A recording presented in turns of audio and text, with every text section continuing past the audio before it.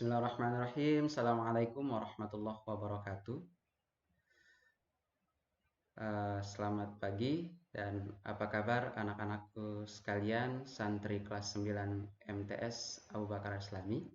Pada kesempatan kali ini, alhamdulillah kita akan membahas materi pertama kita, yaitu IPA Fisika tentang listrik statis dan penerapannya dalam sistem saraf. Ya. Nah, jadi ada beberapa hal yang akan kita bahas pada kesempatan kali ini. Ini yang pertama, kita harus mengetahui dulu seperti apa itu listrik statis. Terus benda-benda yang bermuatan listrik itu seperti apa, bagaimana itu positif, bagaimana itu negatif, netral, muatan listrik, dan segala macamnya. Jadi ini hal-hal yang akan kita pelajari pada kesempatan kali ini. Yang pastinya sebagian kecil dari materi ini yang akan kita bahas pada video kali ini. Jadi saya harapkan untuk dapat mendengarkan secara seksama, bila perlu diputar ulang berkali-kali agar kita mengerti.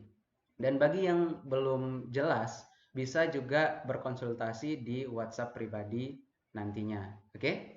Nah, untuk itu mari kita memulai pembelajaran pertama kita. Oke, listrik statis dan penerapannya dalam sistem saraf.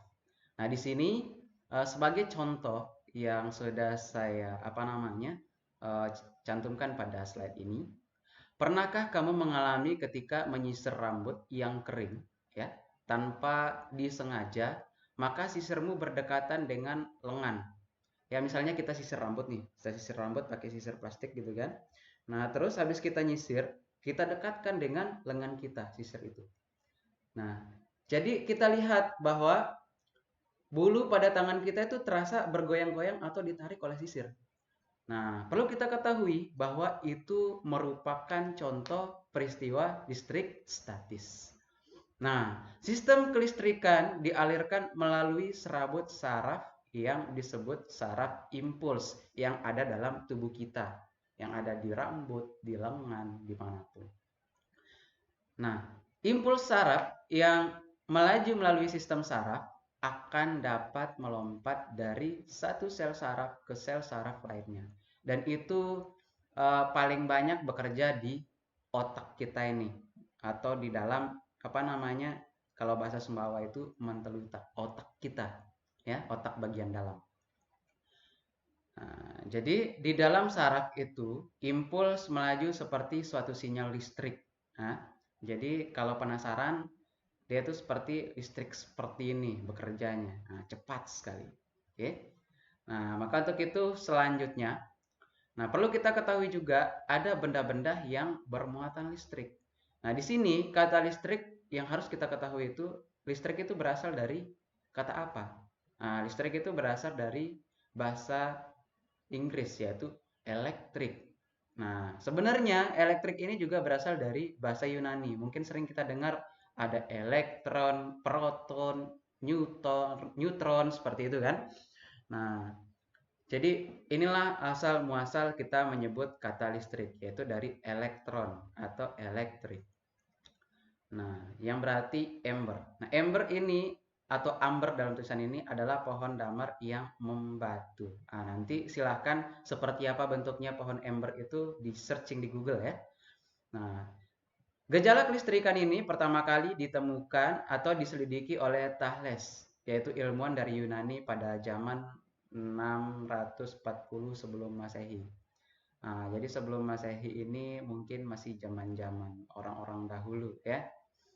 Nah, mereka menemukan bahwa dengan menggosok batu amber dan mendekatnya kepada benda-benda ringan seperti potongan kecil dedaunan, bulu ayam ataupun debu, ternyata dapat menarik benda-benda tersebut. Sama kayak kita menyisir rambut tadi, kita dekatkan ke lengan, atau misalnya kalian coba ambil penggaris plastik misalnya ya, ambil penggaris plastik, contohnya seperti ini.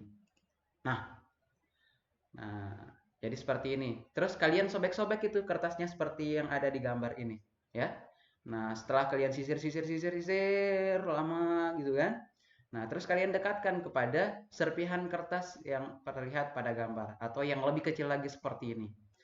Apapun itu, ya, maka akan tertarik seperti ini. Kayak magnet seperti itu. Nah, jadi apabila benda itu kita gosokkan kepada rambut, maka elektron dan apa namanya sifat positif dan negatif daripada sisir dan rambut itu akan berpindah. Nah, disitulah perannya dia akan menjadi seperti magnet karena sudah mengalami peristiwa listrik statis di situ. Nah, jadi di situ pada gambar A sisir plastik dapat menarik potongan kertas setelah digosok. Kain wol itu kan juga dari rambut ya. Nah, dari rambut kita pun boleh. Begitupun juga dengan kaca ya. Ya, tapi hati-hati menggunakan kaca. Jangan sampai menggunakan kaca yang tajam ya, karena itu dapat menyebabkan kita luka. Oke, selanjutnya. Nah, di sini sifat muatan listrik. Nah, di sini benda bermuatan sejenis itu akan tolak-menolak. Misalnya, positif dengan positif atau negatif dengan negatif bertemu.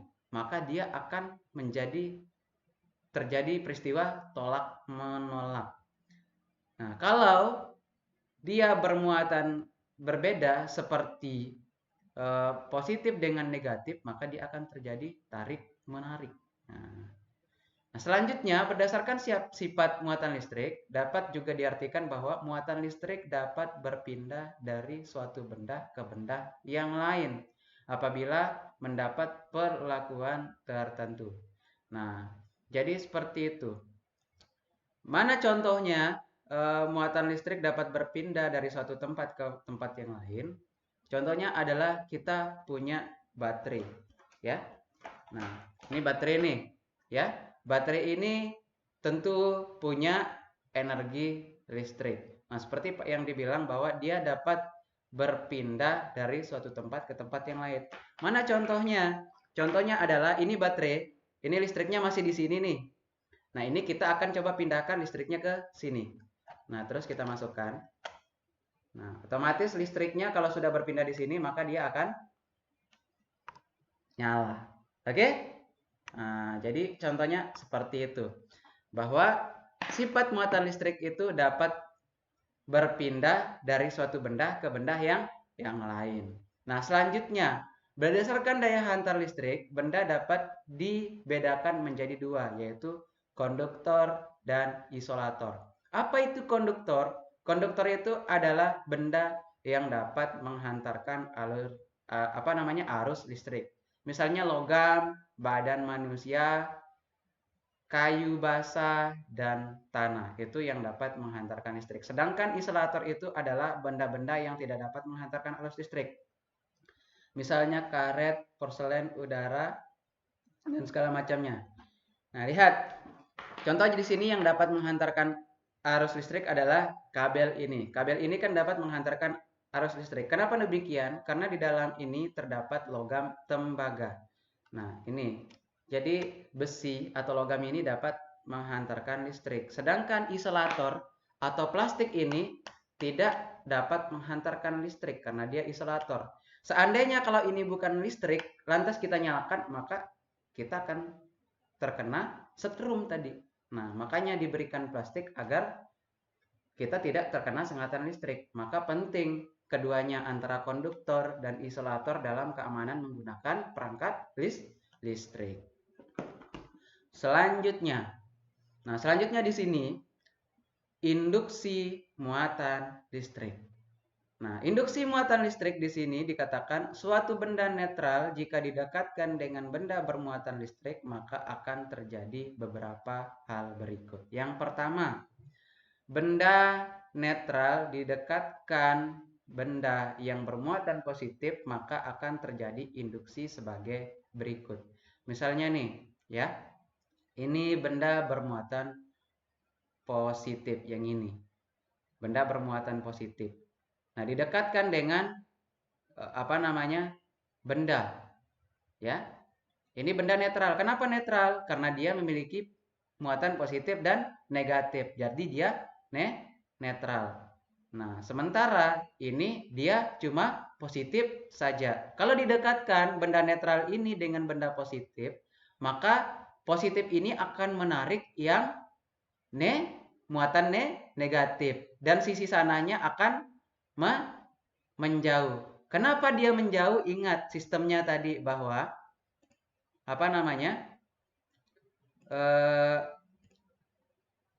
Muatan sejenis akan tolak menolak dan yang berlawanan akan tarik menarik. Maka seperti yang kita lihat, ini yang positif, ini positif karena dia sejenis, maka dia menjauh dari benda yang bermuatan positif ini dan dia menarik yang bermuatan negatif. Nah, jadi seperti itu. Begitu juga dengan selanjutnya, apabila benda netral ini yang memiliki dua muatan ini didekatkan dengan benda bermuatan negatif saja, maka yang negatifnya menjauh dan yang positifnya mendekat, ya. Yang positifnya mendekat. Nah, ini yang disebut dengan induksi muatan listrik. Nah, makanya terjadilah hal seperti ini. Nah, misalnya nih, yang tadi kan kita gosokkan nih sisir nih.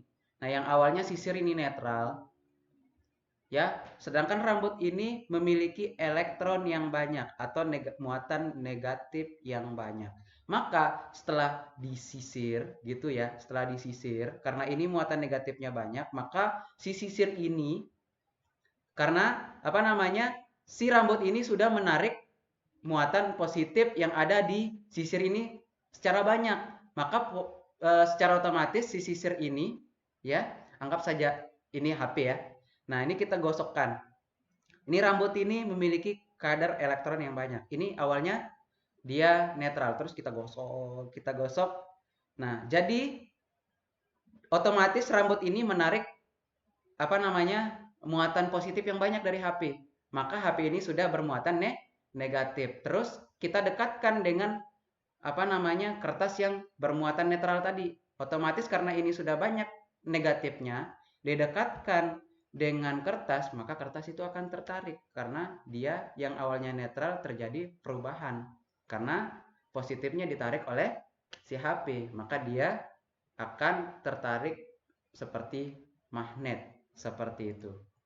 Oke, nah jadi seperti ini cara kerjanya. Kayak ini tadi sisir, ini rambut kita, terus digosokkan, ya, digosokkan.